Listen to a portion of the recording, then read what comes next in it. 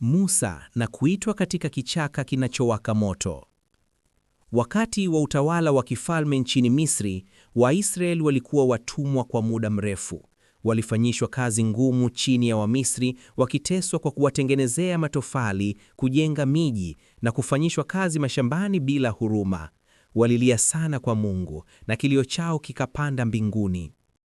Katika wakati huo, Musa alikuwa ameishi miaka mingi kule Midiani. Baada ya kutoroka Misri kwa sababu alimuua Misri aliyekuwa akimpiga Mwebrania, alifika Midiani na kupata hifadhi kwa kuhani aitwaye Yethro. Musa akamuua binti yake Sefora na akawa mchungaji wa mifugo ya baba mkwe wake. Siku moja, Musa alichunga kondoo karibu na mlima wa Mungu, Horebu. Katika hali ya kawaida ya upweke wa jangwani, macho yake yakashuhudia jambo la ajabu.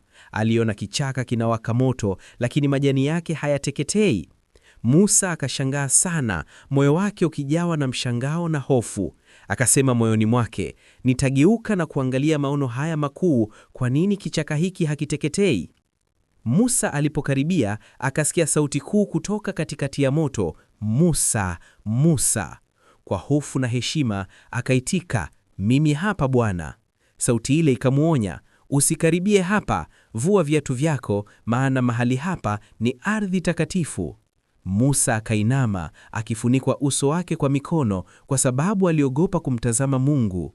Sauti ile ikajitambulisha, mimi ni Mungu wa baba yako, Mungu wa Ibrahimu, Mungu wa Isaka na Mungu wa Yakobo. Moyo wa Musa ukatetemeka. Mungu akamwambia Musa, hakika nimeona mateso ya watu wangu walioko Misri, nimesikia kilio chao kwa sababu ya wasimamizi wao, nimeshuka ili niwakomoe na kuwatoa katika nchi hiyo na kuwapeleka katika nchi njema yenye maziwa na asali. Musa aliposikia maneno haya, moyo wake ukajawa na heshima kuu, lakini Mungu hakuishia hapo, alitoa agizo la ajabu.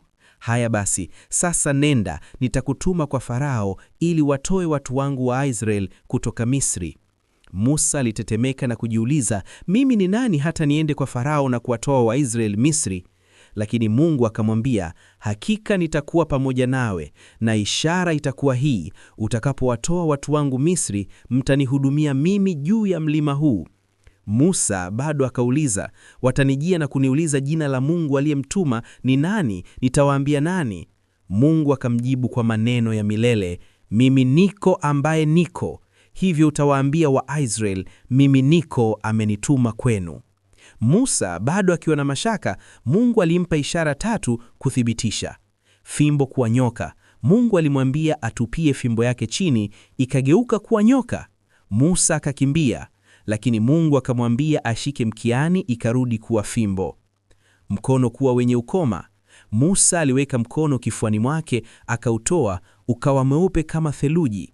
Akaweka tena, ukarudi sawa. Maji kuwa damu. Mungu akamwambia akimimina maji ya mto Naili yatageuka kuwa damu ardhini. Ishara hizi zilikuwa uthibitisho kwamba Mungu alimchagua yeye.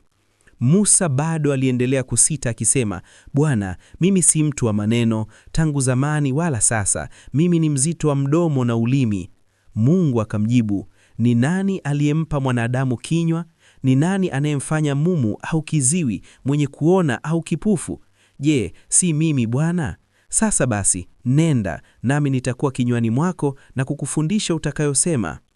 Musa alisita tena na Mungu akamkasirikia kidogo, lakini kwa rehema zake akasema, angalia, ndugu yako Haruni Mlawi yupo njiani, yeye atakusaidia kuzungumza, nitakuwa pamoja na wewe na yeye. Baada ya mazungumzo haya ya ajabu, Musa akanyenyekea, akamwambia baba mkwe wake Yethro kwamba anarudi Misri kuona jamaa zake. Yethro akambariki na kumruhusu aende. Musa akachukua mke wake Sefora na wanawe, akaweka fimbo ya Mungu mkononi na kuanza safari ya kurejea Misri. Mungu alimwagiza Haruni akutane na Musa kule jangwani. Walipokutana, walikumbatiana kwa furaha, na Musa akamweleza Haruni kila neno la Bwana na ishara alizopewa. Wakarejea Misri pamoja, wakakusanya wazee wa Israeli. Haruni akazungumza na Musa akazionyesha ishara.